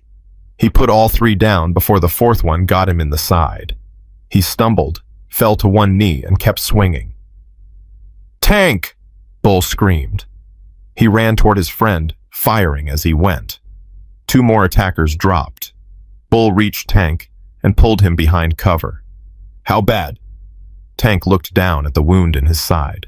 Blood was spreading fast. "Been worse," he grunted. "Keep fighting." But his eyes were unfocused. His skin was going pale. "Doc!" Bull shouted. "Doc, get over here!" Doc sprinted from the back room, medical bag in hand. He slid to his knees beside Tank and started working. "Keep pressure on it," Doc ordered. "I need to stop this bleeding." Bull pressed his hands against Tank's side. Warm blood seeped through his fingers. "Stay with me, brother. Stay with me." Tank grabbed Bull's arm. His grip was weak. Too weak. "The girl," Tank whispered. "Promise me, whatever happens, you protect that girl. You're going to protect her yourself. You're going to—" "Promise me." Bull's eyes burned. "I promise, I swear on my life, nothing touches her." Tank smiled, just slightly. "Good. That's good." His eyes closed. Tank. "He's not dead," Doc said quickly. "He's unconscious. Lost too much blood. But he's not dead. Not yet." Bull stared at his friend's pale face. 20 years they'd ridden together. 20 years of brotherhood. And now, Bull. Ghost's voice cut through the chaos. "They're pulling back." Bull looked up. The gunfire was slowing. The engines outside were starting. He moved to the window and peered out. The SUVs were retreating. Not all of them, but enough. "Why?" Wrench asked, clutching his wounded shoulder. "Why are they leaving?" Then Bull saw it. Flashing lights in the distance, red and blue. Police. "Someone called the cops," Bull breathed. "Not someone." Preacher was standing by the television. "Everyone!" Bull looked at the screen. The news coverage had exploded. Helicopters were showing aerial footage of the clubhouse. Reporters were talking about a violent standoff between a motorcycle club and suspected members of the Nero crime organization. "We're live," Wrench said in disbelief. "The whole world is watching." And that's when Bull understood. Nero couldn't finish them off. Not with cameras everywhere. Not with police incoming. Not with the entire country watching. They had survived. But at what cost? Bull looked around the clubhouse. Blood everywhere. Broken glass. Shattered walls. Wounded men groaning on the floor. And in the back room, a 6-year-old girl waiting to find out if she would live or die. He walked to that room now. Pushed open the door. Emma was curled in Sarah's lap, hands over her ears, eyes squeezed shut. Sarah was rocking her gently, tears streaming down her face. "It's over," Bull said quietly. "They're gone." Sarah looked up. "Gone. For now. The police are coming. The news is here. Nero had to pull back." Emma opened her eyes. "Is everyone okay?" Bull hesitated. He thought about lying, about protecting her from the truth, but she'd been lied to enough. "Some of us are hurt," he said. "Tank is hurt bad. But we're alive. We're all alive." Emma's face crumpled. "I'm sorry. This is my fault. If you never helped me." "Stop." Bull knelt in front of her. This is not your fault. None of this. The only person responsible is Nero. And your stepfather. Not you. Never you. But people got hurt. People got hurt protecting something that matters. You matter, Emma. And every single person in this building would do it again, without hesitation. Emma threw herself into his arms. Bull held her tight, feeling her small body shake with sobs. I don't want anyone else to get hurt, she cried. Please, no more. Bull closed his eyes. He thought about Tank unconscious on the floor, about the 3 brothers who died on Route 9, about the battle they had barely survived, and he made a decision. Okay, he said quietly. No more. Sarah looked at him sharply. What do you mean? Bull stood still, holding Emma. I mean, we're done waiting. Done defending. Tomorrow, we take the fight to Nero. How? Bull looked at the television where Nero's face was still plastered across every channel. He's exposed now. His operation is crumbling. His men are scattered. Tomorrow morning, I'm going to finish this. Alone. If I have to. Sarah stepped forward. You can't. After everything. Sarah. Bull's voice was gentle but firm. Every hour this continues, more people get hurt. More people die. The only way to end this is to cut off the head. And if you don't come back, Bull looked down at Emma. She was staring up at him with those big, trusting eyes. Then you take her somewhere safe, you start a new life, and you never look back. Emma grabbed his hand. You promised you'd come back. Bull's throat tightened. I know, sweetheart. So you have to keep your promise. You have to. Bull knelt down again. He took Emma's small face in his hands. Listen to me. Whatever happens tomorrow, I need you to remember something. You are brave. You are strong. You are loved. And nothing, no one can ever take that away from you. Do you understand? Emma nodded slowly. Tears spilled down her cheeks. I love you, she whispered. Is that okay? Is it okay that I love you? Bull's heart shattered and rebuilt itself in the same moment. Yeah, he said, his voice cracking. That's okay. That's more than okay. He pulled her into one final embrace, held her like he'd held his own daughter 20 years ago, before the accident, before the grief, before he forgot what hope felt like. Then he stood, turned, and walked out of the room. There was work to do. And tomorrow, one way or another, this would end. Bull didn't sleep that night. He sat in the main room, surrounded by the wreckage of the battle, cleaning his weapon piece by piece. The repetitive motion kept his hands busy while his mind worked through every possible scenario. Tank was stable, but unconscious. Doc had done everything he could. The rest was up to God. Wrench's shoulder was wrapped tight. He refused to stay down. I'm coming with you, he said for the 4th time. No. Bull. I said no. Bull didn't look up from his weapon. Someone needs to stay here. Protect Emma and Sarah. If this goes wrong, you're the last line of defense. Wrench slammed his good hand on the table. And if you go alone, you die. Simple as that. Maybe. Maybe Bull Nero has an army. You're one man. I'm not going to fight his army. Bull finally looked up. I'm going to cut off the head. One man can get places an army can't. That's suicide. That's strategy. Ghost walked in his face, unreadable as always. He's right, Wrench. One man moving fast and quiet. It's the only way. You're both insane. Ghost shrugged. Probably. But it might work. Bull stood and holstered his weapon. I leave at dawn. 3 hours from now. Ghost, I need everything you have on Nero's compound. Security patrol routes, entry points. Ghost nodded. Already working on it. Our contacts came through. Nero's holed up at his estate outside the city. 30 acres. Fenced perimeter. Armed guards at every entrance. How many? 20? Maybe 25 after what we took out tonight. That's still 25 more than I have. Which is why you don't go through the front. Ghost pulled out a hand-drawn map. There's a service entrance on the north side. Delivery trucks use it. Minimal security. If you time it right, you can slip in during the morning supply run. Bull studied the map. and once I'm inside, main house is here. Nero's office is on the second floor east wing, but Bull... Ghost hesitated. He won't be alone. Even if you get past the perimeter, he'll have personal security. The best money can buy. I'll deal with them. How? Bull looked at him. However I have to. The next few hours passed in tense silence. Men prepared. Weapons were checked. Goodbyes were said without words. At 5 a.m, Bull walked to the back room one last time. Emma was asleep, curled against her mother. Sarah was awake, watching the door. You're leaving now, she said quietly. Not a question. Yes.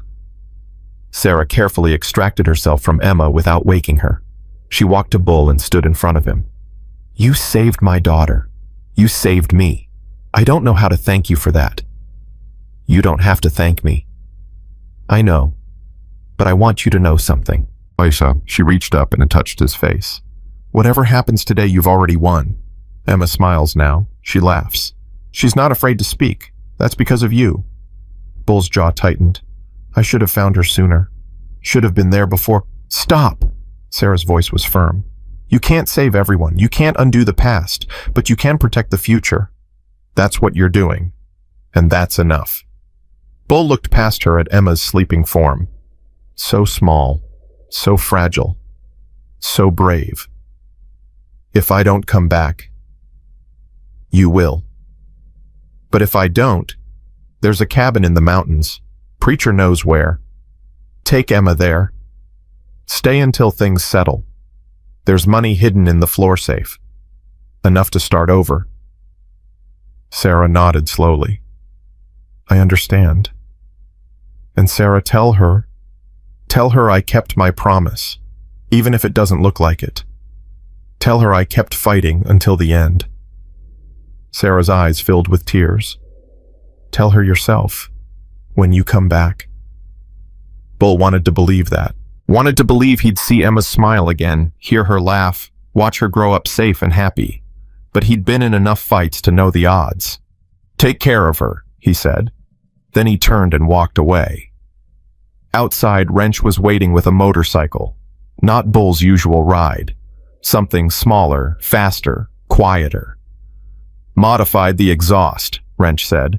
Runs almost silent. You'll get close before anyone hears you. Thanks, brother. Wrench grabbed his arm. Come back alive. That's an order. Bull almost smiled. Since when do you give orders? Since right now. Don't make me come after you. They clasped hands, a grip that said everything words couldn't. Then Bull mounted the bike and rode into the darkness. The sun was just breaking over the horizon when he reached Nero's estate. Ghost's intel was good.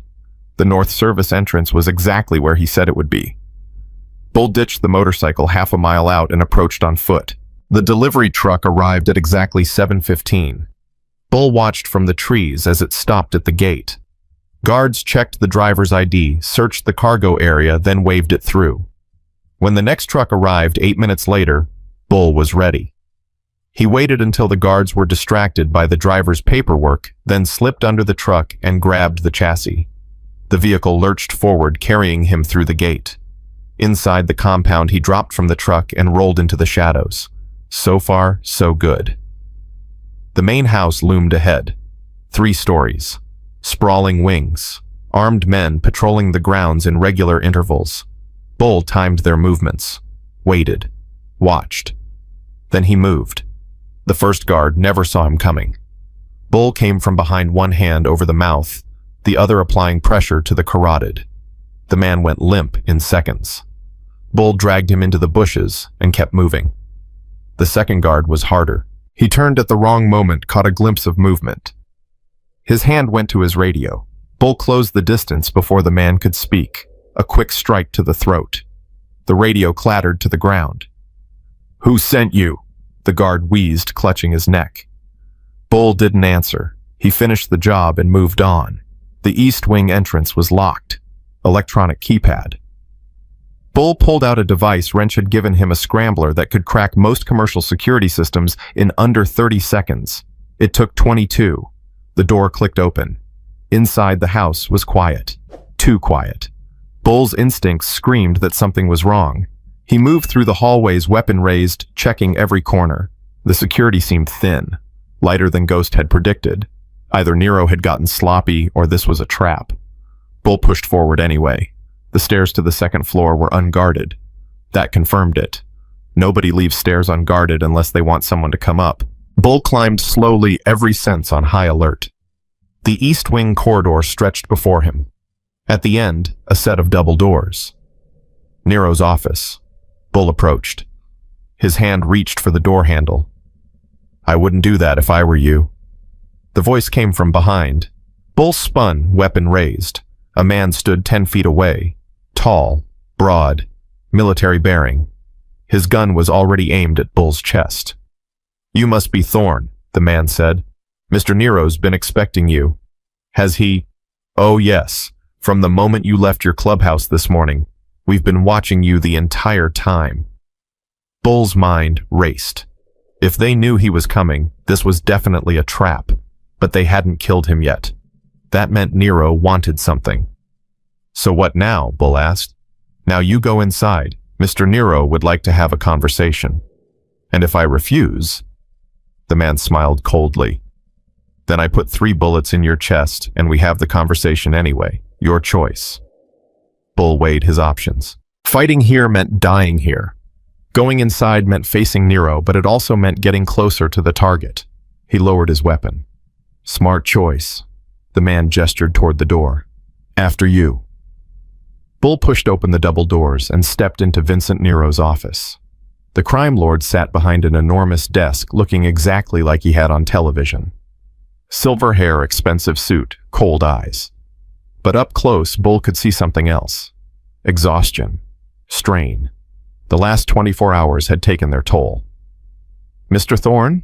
Nero gestured to a chair. "Please sit." "I'll stand." "Suit yourself." Nero leaned back in his chair. "I have to admit I'm impressed. Not many men would walk into the lion's den alone." "I'm not here to impress you." "No, you're here to kill me."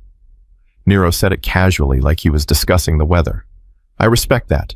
Direct, honest. So few people are honest these days." "Is there a point to this conversation?" Nero smiled. "The point, Mr. Thorne, is that we find ourselves in an interesting position. You want me dead. I want that little girl and her mother. Perhaps we can reach an arrangement." Bull's blood went cold. "There's no arrangement that involves Emma. Hear me out. The girl and her mother are liabilities. They've seen things, heard things. Normally I would simply eliminate the problem. But you've made that difficult. The media attention, the police involvement, it's all very inconvenient. My heart bleeds for you." Nero ignored the sarcasm. "So here's what I propose. You walk away. Take your club, you're wounded, and disappear. In exchange, I'll leave the girl and her mother alone. They go into witness protection, start new lives, and everyone gets what they want.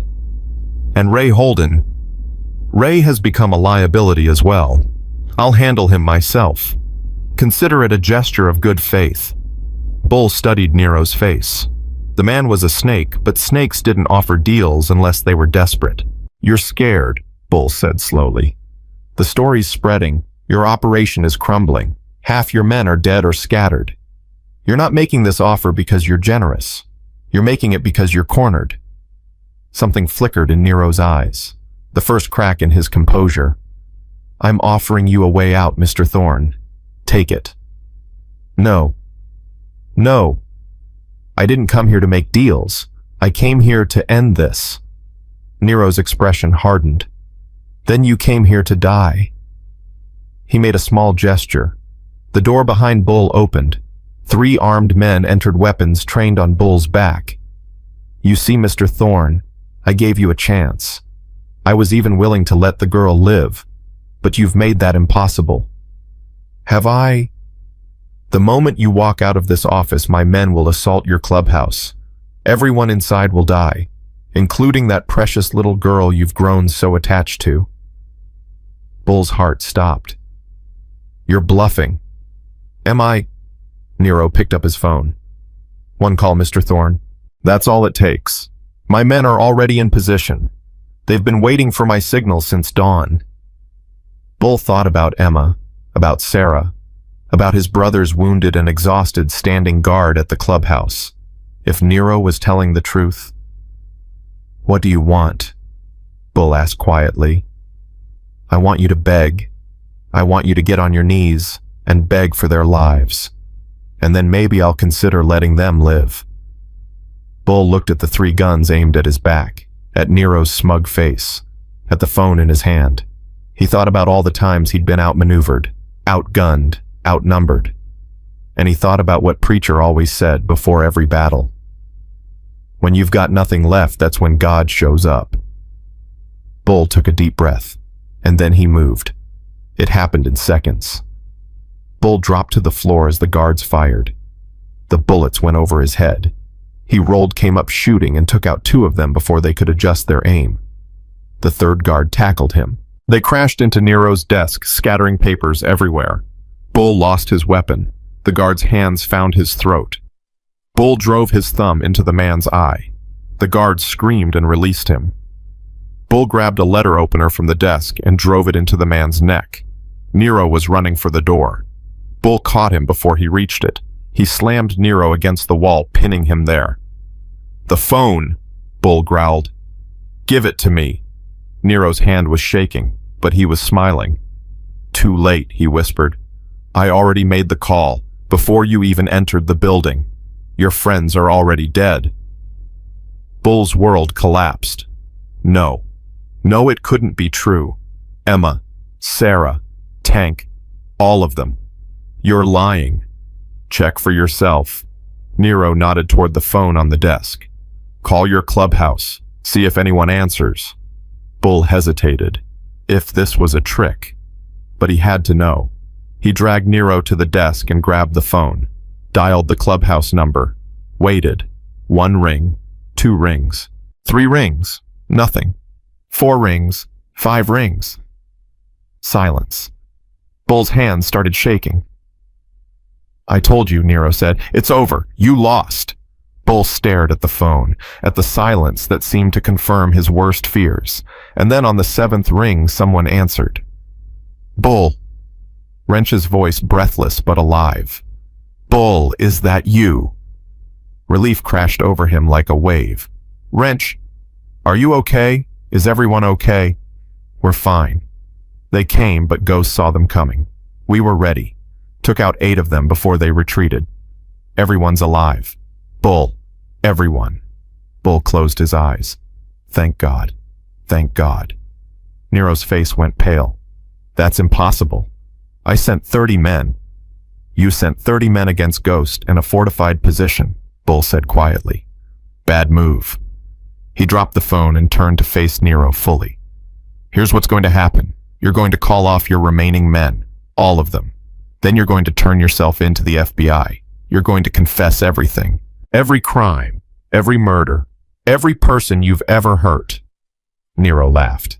"And why would I do that? Because if you don't, I'm going to kill you right now. And then I'm going to burn your empire to the ground. Every business, every safe house, every contact. By the time I'm done, there won't be anything left with your name on it."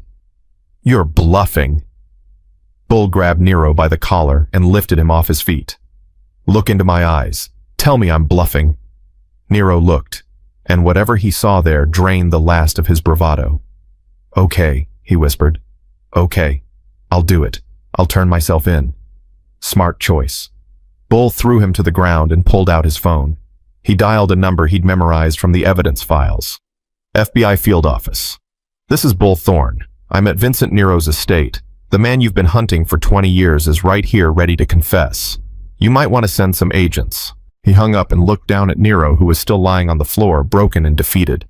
"Why?" Nero asked. "Why didn't you just kill me?" Bull thought about the question. He thought about Emma, about the darkness that had consumed him for 20 years, about the rage that had driven him here. "Because a little girl taught me something," he said finally. "She taught me that destroying monsters doesn't make you a hero. Protecting the innocent does. You're going to spend the rest of your life in prison, Nero. You're going to wake up every day knowing that a 6-year-old girl brought down your empire. That's a fate worse than death." Nero's face twisted with hatred, but he didn't have any words left. Bull turned and walked out of the office. Halfway down the stairs, his phone buzzed. A text from Ghost. Ray escaped, took a car, heading toward the clubhouse. Bull's blood went cold. Ray was running, and there was only one place he would go. Only one person he would try to take. Emma. Bull ran. Through the hallways, past the fallen guards, out into the morning light. His motorcycle was too far away. He needed something faster. A car sat in the driveway, keys still in the ignition. Bull jumped in and floored it. The speedometer climbed. 80, 90, 100. The phone rang. Wrench's number. Bull answered. "Tell me he's not there yet." "He's not," Wrench said. "But Bull..." "Sarah took Emma outside, just for a minute, to get some air. We didn't think..." "Where are they now?" "The park, across the street. We're heading there, but..." Bull didn't hear the rest. He was already driving faster. 15 minutes. That's how far he was. 15 minutes that felt like a lifetime. His phone rang again, Sarah's number this time. "Bull." Her voice was trembling. "Bull, he's here. Ray's here. He has a knife. He's..." The line went dead. Bull screamed into the phone. "Sarah, Sarah." Nothing. He drove faster, weaving through traffic, running red lights, praying to a God he wasn't sure he believed in anymore. 12 minutes. 10 minutes. 8 minutes. His phone buzzed. A text this time, from a number he didn't recognize. The message was simple. "Come alone, or the girl dies." Bull's vision went red. 5 minutes. 3 minutes. He screeched to a stop across from the park, threw open the door, started running. And then he saw them. Ray stood in the center of the playground, Emma clutched to his chest, a knife pressed to her throat. Sarah was on the ground nearby, clutching her arm where blood seeped through her fingers. "Stop!" Ray screamed when he saw Bull. "Stop right there or I'll cut her." Bull froze. 30 feet away. Close enough to see Emma's terrified face. Close enough to see the madness in Ray's eyes. "Ray, let her go." "No, she's mine. She was always mine, and you took her from me." "Ray, this is over. Nero's finished. The FBI is raiding his estate right now. There's no one left to protect you. Let Emma go and we can talk about this." "Talk?" Ray laughed wildly. "Talk about what? How you destroyed my life, how you turned my own daughter against me. She was never your daughter, she was your victim." "Shut up!" The knife pressed harder. A thin line of blood appeared on Emma's throat. She whimpered. "Bull, I'm scared." "I know, sweetheart, I know. It's going to be okay." "No, it's not." Ray was crying now, actually crying. "Nothing's ever going to be okay. They ruined everything. The news, the police, you... I had it all planned out. I was going to be somebody, and you took it all away." Bull took a small step forward. "Ray, listen to me. Don't move." Ray's hand shook violently. "I'll do it. I swear to God, I'll do it." Bull stopped. His mind raced through options. There were none. At this range, any sudden move and Emma was dead. "What do you want, Ray? Tell me what you want." "I want my life back. I want things to go back to the way they were." "That's not possible. You know that. Then we all die together." Ray's eyes were wild, desperate, completely unhinged. "If I can't have her, nobody can." Emma closed her eyes. Her lips moved silently. Bull realized she was praying. 6 years old, facing death, and her response was to pray. Bull had never felt so helpless in his life. "Ray," he said, his voice cracking. "Please. She's just a child. Whatever happened between us, she's innocent. Let her go. Take me instead." "You..." Ray laughed bitterly. "You think I want you. You're nothing but her. She was supposed to love me. She was supposed to be grateful. I gave her everything, and she betrayed me." "She didn't betray you. She survived you. There's a difference." Ray's face contorted. The knife trembled. For one terrible moment, Bull thought it was over. Then Emma spoke. "I forgive you." Everyone froze. Emma opened her eyes and looked up at Ray. Her voice was steady, calm, impossibly calm for a child in her position. I forgive you for hurting me. I forgive you for hurting Mommy. I forgive you for everything. Ray's hand faltered. What? You're not a bad person. You're a hurt person. And hurt people hurt other people. But I forgive you, because that's what you're supposed to do. Ray stared at her. Something shifted in his face, the madness flickering, the rage wavering. You forgive me? Yes. After everything I did, yes. Ray's arm lowered slightly, just an inch. But an inch was enough. Bull moved. He crossed the 30 feet in seconds, tackling Ray from the side. The knife flew from Ray's hand as they crashed to the ground. Emma tumbled free, scrambling toward her mother. Bull pinned Ray down, one knee on his chest, both hands around his wrists. Ray didn't fight. All the rage, all the madness had drained out of him. He just lay there, staring at the sky, tears streaming down his face. She forgave me, he whispered. Why would she forgive me? Bull looked at him, at this broken, pathetic man who had caused so much pain. Because she's better than both of us, Bull said. Sirens wailed in the distance. The police were coming. Bull stood and walked to where Emma was hugging her mother. Both of them were crying. He knelt beside them. Are you okay? Both of you. Sarah nodded, pressing a cloth to the cut on her arm. It's not deep. I'm fine. Emma threw herself into Bull's arms. I knew you'd come, she said. I knew you'd keep your promise.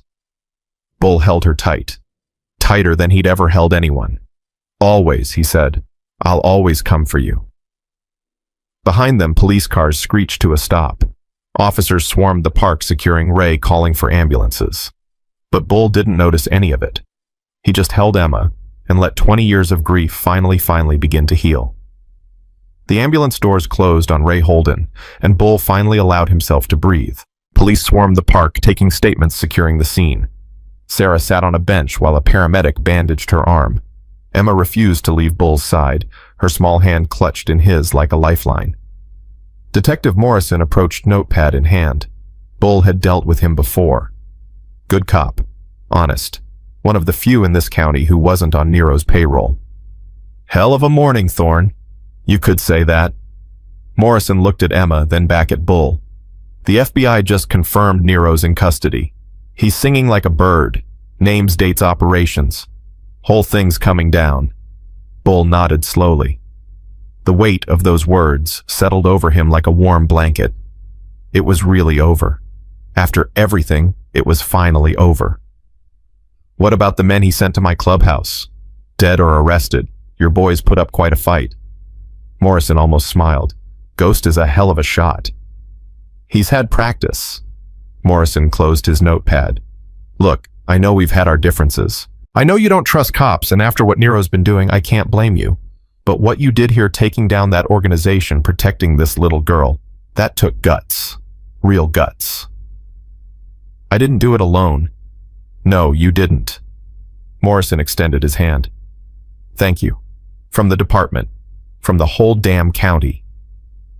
Bull hesitated, then shook it. Just make sure Ray never sees daylight again.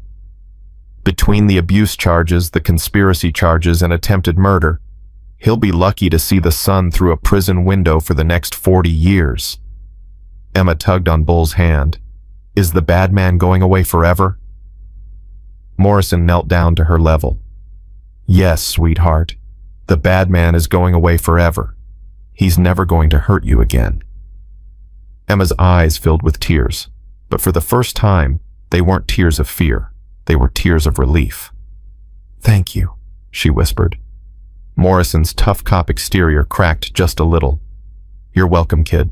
He stood and walked away, already barking orders into his radio. Sarah approached, her arm freshly bandaged. She looked exhausted, traumatized, but there was something else in her eyes now. Hope. Real hope. What happens now? She asked. Bull looked at her. Now we go home. Home. The clubhouse. You and Emma are staying with us until we figure out something permanent. Bull, we can't impose. You're not imposing, you're family. Sarah's breath caught. Family. Such a simple word. But coming from this man in this moment, it meant everything. "Okay," she said softly. "Okay." The ride back to the clubhouse was quiet. Emma fell asleep in the back seat, her head resting against her mother's shoulder. Bull drove slowly, carefully, like he was carrying something precious. Because he was.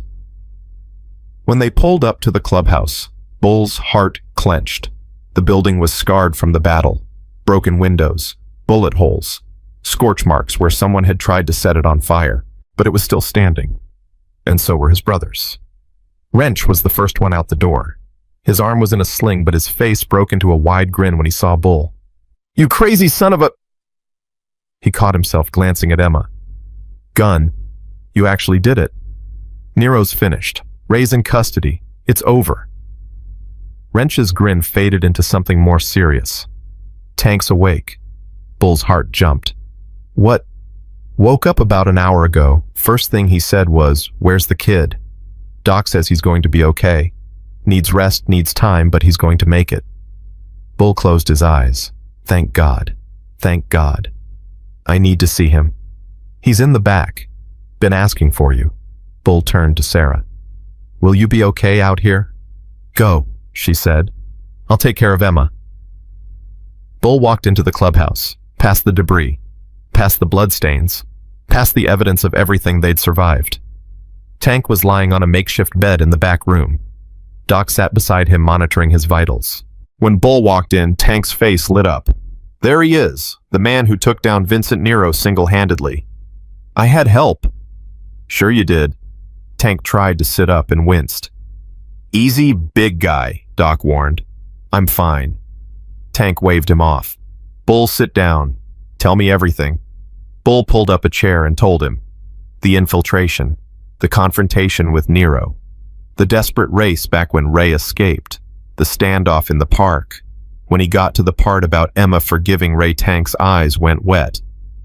"That kid," he said hoarsely. "That kid's something else." "Yeah, she is. What happens to her now and Sarah?" "They're staying here, with us." Tank nodded slowly. "Good. That's good." He reached out and grabbed Bull's arm. "You did right, brother. Whatever doubts you had, whatever guilt you were carrying, you did right." Bull's throat tightened. "I almost lost her, Tank. In that park. If she hadn't said what she said to Ray, if he hadn't hesitated. But she did, and he did. And she's alive. That's all that matters." Bull looked at his friend, this man who had taken a bullet protecting Emma, who had nearly died for a little girl he'd just met. "Why'd you do it?" Bull asked. "When they breached the back door. You could have stayed behind cover. Could have let someone else handle it." Tank was quiet for a moment. "You remember my sister? The one who passed a few years back? Jenny. Yeah, I remember. She had a kid, a daughter, lived with an abusive boyfriend for 3 years before she got out. I watched that little girl grow up scared of her own shadow, watched her flinch every time someone raised their voice. Took years for her to trust anyone again." Tank's voice cracked. "When I saw Emma, I saw my niece. I saw every kid who ever got hurt by someone who was supposed to protect them. And I thought, not this time. Not on my watch." Bull nodded. He understood. More than Tank knew. "How is she now?" "Your niece." Tank smiled. 17, honor roll. "Honor. Wants to be a social worker. Says she wants to help kids like her." His smile widened. "She's going to change the world, that girl." "Just like Emma. Just like Emma." They sat in silence for a moment, the weight of everything settling around them. "Get some rest," Bull finally said. "You've earned it. Only if you do the same. You look like hell." "Thanks." "I mean it, Bull. You've been running on empty for days. Take a breath. Enjoy the victory. We won." Bull stood and walked to the door.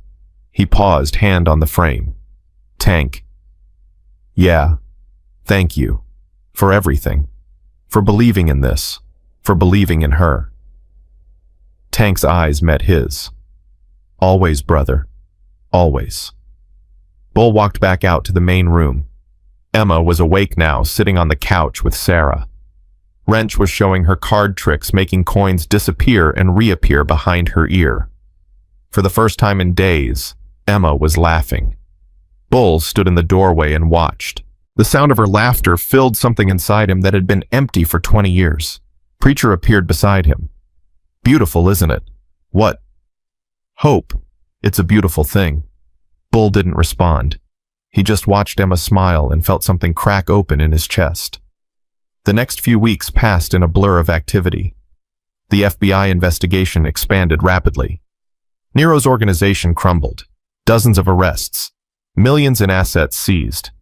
The story dominated national news. The Iron Guardians were hailed as heroes. Interviews requests poured in. Book deals. Movie offers. Bull turned them all down. "We didn't do this for fame," he told the reporters who camped outside the clubhouse. "We did it because it was right." Ray's trial was swift. Between the evidence, Sarah's testimony, and Emma's recorded statement, the jury deliberated for less than 2 hours. Guilty on all counts, sentenced to life without parole. Sarah broke down crying when the verdict was read, not from sadness, from relief, from the knowledge that her daughter would never have to fear that man again. Emma didn't cry. She just squeezed Bull's hand and whispered, "It's really over." "Yes, sweetheart, it's really over." But even as he said the words, Bull knew it wasn't true. The trauma Emma had experienced wouldn't just disappear. The nightmares, the fears, the scars, both visible and invisible. They would take years to heal. Maybe a lifetime. But she wouldn't have to heal alone. That was the difference. That was everything. 3 months after the trial, Bull made a decision. He found Sarah in the kitchen of the clubhouse washing dishes. She'd taken over cooking duties and the brothers loved her for it. First real home-cooked meals they'd had in years. "Can we talk?" Bull asked. Sarah dried her hands and turned to face him. "Of course. I've been thinking about Emma's future, about your future. You can't stay in the clubhouse forever. It's not a proper home for a little girl." Sarah's face fell. "I know. I've been looking at apartments, but with my credit history, with everything that happened. That's not what I meant." Bull took a deep breath. "There's a house, about 3 miles from here. Small but nice. Good neighborhood. Good schools. It's been empty for a while, but I've had it cleaned up, fixed up." Sarah stared at him. "Bull, what are you saying?" "I'm saying it's yours. Paid off. No mortgage. No rent. Just yours." "I can't accept that." "You can. You will." "Bull." "Sarah." He stepped closer. "You and Emma have been through hell. You deserve a fresh start. A real home. Let me give you that." Sarah's eyes filled with tears. "Why? Why are you doing all this?" Bull was quiet for a moment.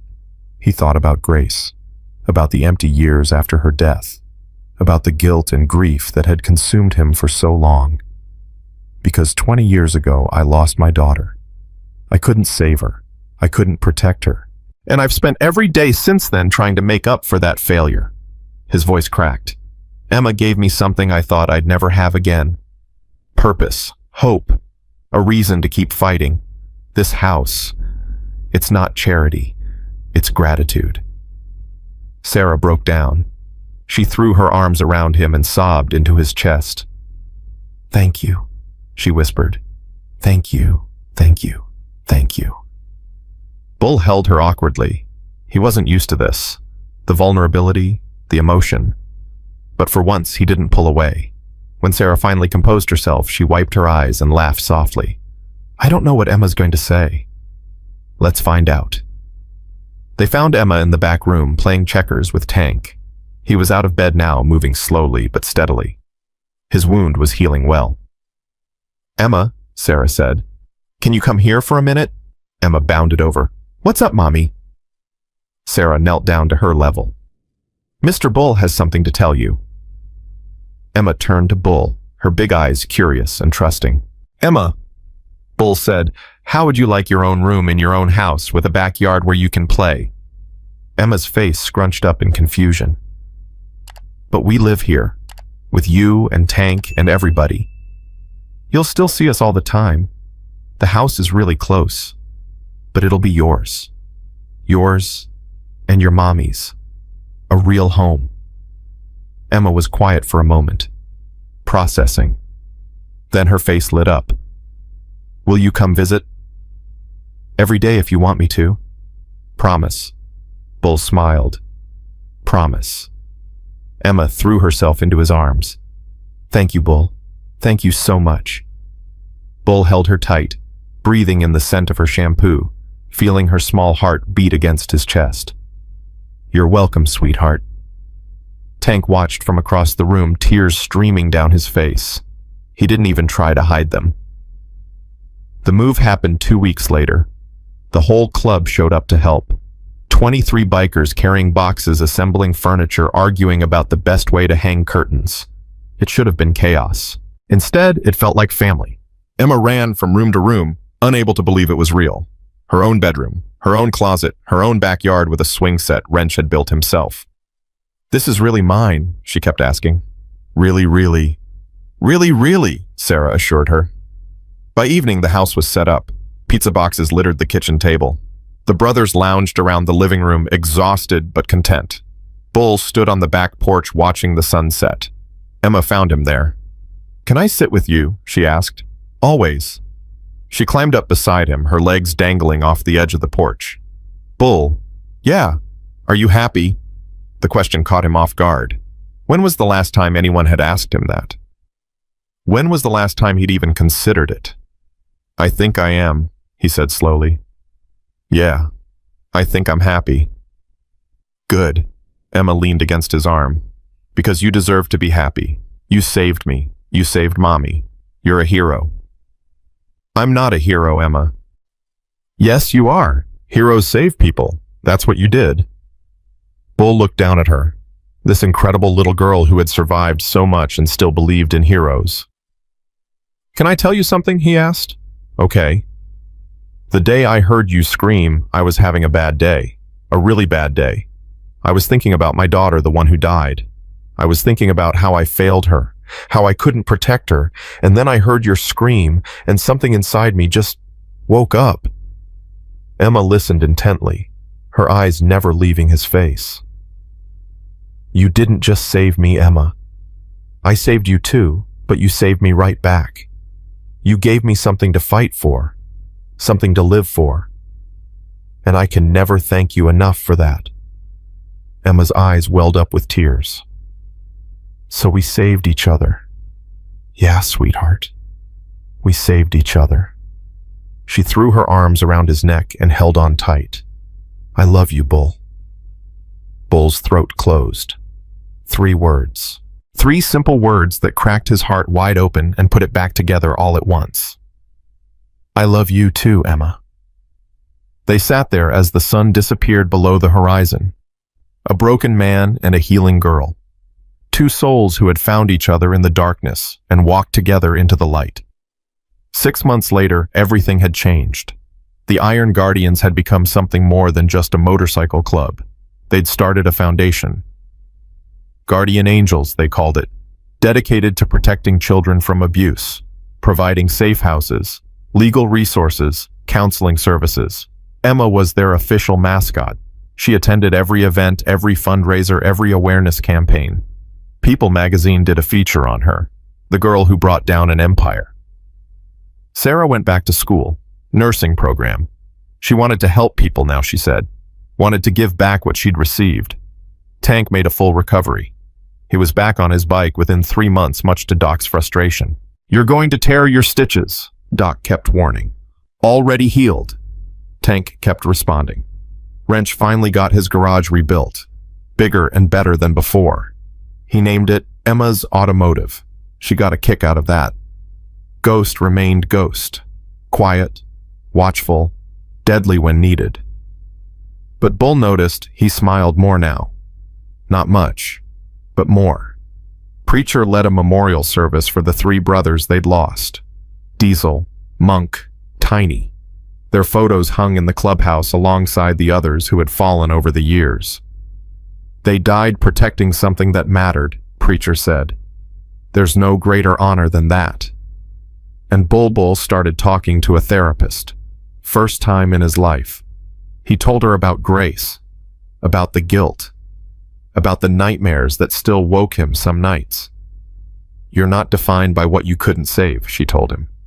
You're defined by what you did save, and you saved a lot. It was slow going. Healing always was. But for the first time in 20 years, Bull felt like he was moving forward instead of standing still. 1 year to the day after that first scream, the Iron Guardians threw a party. Not at the clubhouse. At Emma's house, her real house with her real backyard and her real swing set. Everyone came. The whole club, their families, Sheriff Morrison, who had become an unlikely ally, even some of the FBI agents who had worked the Nero case. Emma ran around like a wild thing, playing with the other kids, laughing like she'd never known fear. Sarah watched her with tears in her eyes. She's a different person, she told Bull. I almost don't recognize her. She's the same person. She's just free now. Sarah nodded slowly. Free, yeah. I guess that's what it is. The party went late into the night. Stories were told. Songs were sung. At one point, Tank tried to teach Emma how to arm wrestle. She beat him and everyone swore he let her win. He denied it vehemently. Around midnight, when things were winding down, Emma found Bull sitting alone on the porch. Why are you out here by yourself? She asked. Just thinking. About what? Bull looked up at the stars. About how much things have changed. A year ago, I was in a bad place. Real bad. And now look at this. Look at you. Emma sat down beside him. She was taller now. Stronger. The haunted look in her eyes had faded, replaced by something bright and determined. Bull, can I ask you something? Anything. Do you think my daddy, my real daddy, is watching from heaven? Bull's chest tightened. Emma's biological father had died when she was 3. Car accident. That's how Sarah had ended up with Ray. Yeah, Bull said softly. I think he is, and I think he's really proud of you. Do you think your daughter is watching too? Bull's eyes stung. I hope so. I bet she's proud of you too. You're the best person I know. Bull couldn't speak for a moment. When he finally found his voice, it came out rough. Thank you, Emma. That means more than you know. Emma reached over and took his hand. They sat together watching the stars, listening to the sounds of laughter and music from inside. Bull, yeah. Will you always be my family, even when I grow up? Always, sweetheart. No matter what. Forever. Emma smiled. Good, because you're stuck with me now. Bull laughed. Actually laughed. The sound surprised him. I think I can live with that. Sarah appeared at the door. Emma, time for bed. 5 more minutes. Now, young lady. Emma sighed dramatically, but stood up. She hugged Bull tight. Good night, Bull. I love you. I love you too, Emma. Sweet dreams. She ran inside, already chattering to her mother about the party. Bull stayed on the porch. The night was warm. The stars were bright. And for the first time in longer than he could remember, he felt at peace. Wrench came out a few minutes later and handed him a beer. Hell of a year, boss. Hell of a year. They clinked bottles. You did good, you know, Wrench said. Not just with Emma. With all of it. The foundation. The club. Everything. We did good. All of us. Yeah, but it started with you. You heard that scream and you didn't look away. Most people would have. You didn't. Bull thought about that. About the moment when everything changed. When a little girl's scream cut through the afternoon and woke something in him that had been sleeping for 20 years. I almost didn't go out there, he admitted. For a second, I almost stayed in my chair. But you didn't. No, I didn't. Wrench nodded. That's the thing about heroes, Bull. They're not people who never feel fear. They're people who feel it and move anyway. Bull looked at him. Since when did you get so philosophical? Wrench grinned. Must be the beer. They laughed together.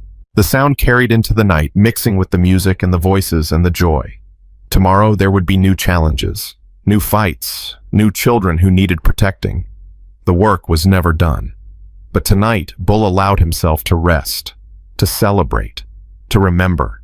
He had come so far from that broken man sitting in the clubhouse a year ago, so far from the guilt and the grief and the darkness that had consumed him.